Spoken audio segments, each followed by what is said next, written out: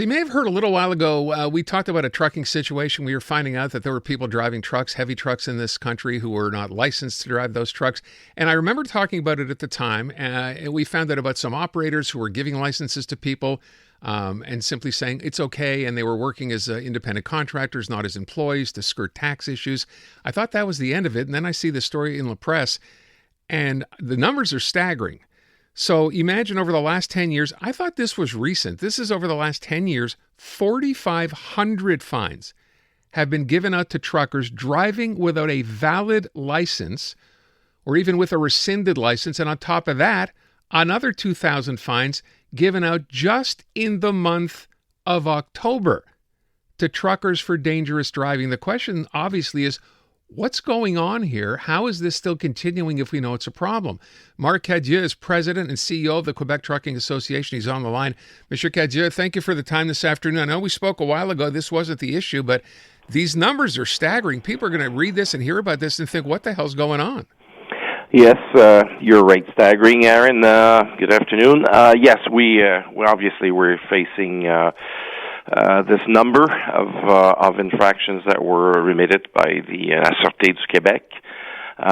In absence, obviously, for a while on our road network of the contrôleurs routiers du Québec, which are the specialized squad operating on our roads, and that are the most qualified ones, also to detect all technical issues, weight, dimensions.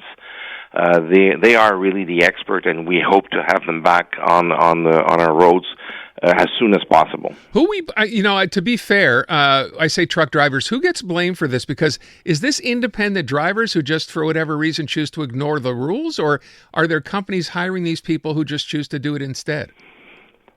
Well, Aaron, we're facing the illegal drivers, the Driver Inc. issue, which is companies that were built up to hire low-wage drivers from different milieux, and given some poor training by private school, as you've seen on the CBC and JR with the group Québécois group. There's been quite a few reports on those driving schools that are very questionable on the quality of training. But these are all run by obviously people that want not to pay the right dues, not pay the protections, not to pay insurance, medical insurance, not wanting to pay Rente du Québec, not wanting to pay any collective group medical, not wanting to pay vacation pay or sick days, which run operations of trucking companies with a gap of 25 to 30% difference in paying their drivers. So, but Aaron, there's one important thing that you and the listeners today have to understand, is that somewhere somebody is giving them these truckloads, which are very important expeditors, manufacturers in our society, and this is where we are now aiming at the cause of obviously of encouraging this type of business to go on. So we know this exists. We know how big the problem has become. Is the government not doing something here that they should be doing? Where do you sort of assess blame here? Well, we've done quite a good step with Philippe François Champagne, with the finance minister, a couple weeks ago. The House of Commons, the budget, and there was a pre-announcement in directing now the finance department to oblige those companies to emit a T4A slip, which will give us a traceability of services rendered. And it was especially done towards the trucking industry, solely put in the budget on aiming at the trucking industry. It is obviously the part of our important lobby that we've been exercising with Philippe François Champagne's office, and that I do salute the action. We're missing a lot of action on the Quebec side, revenue.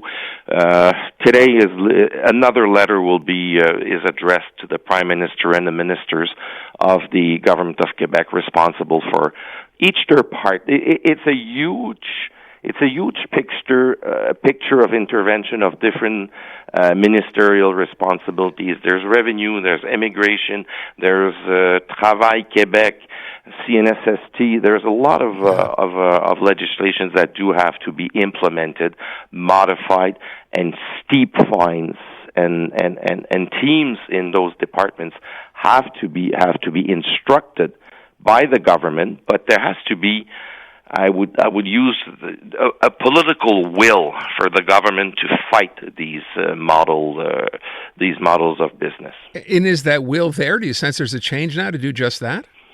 Not enough in Quebec. I've been carrying this issue for many years on the tax and fiscal issue. Now that we've had so many loss of lives and accidents on the roads, suddenly the governments are a little more awoken on the issue and asking, how come is this happening? Yeah, well, this is these trucking companies and these expeditors that are feeding them and giving them business that are got to a point in number that now we have a lot of these driver inc. And illegal drivers. Some don't even have rightful permits. Some are not even insured. The trucks are not even insured.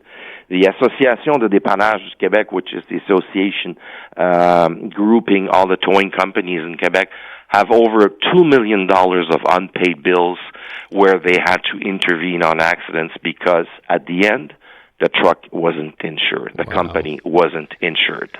You sound like you have an uphill battle, and I thank you. Listen, I wish you good luck on this. Again, for people hearing these numbers, it must come as quite a shock. So I wish you luck. I thank you for the time today, Marc.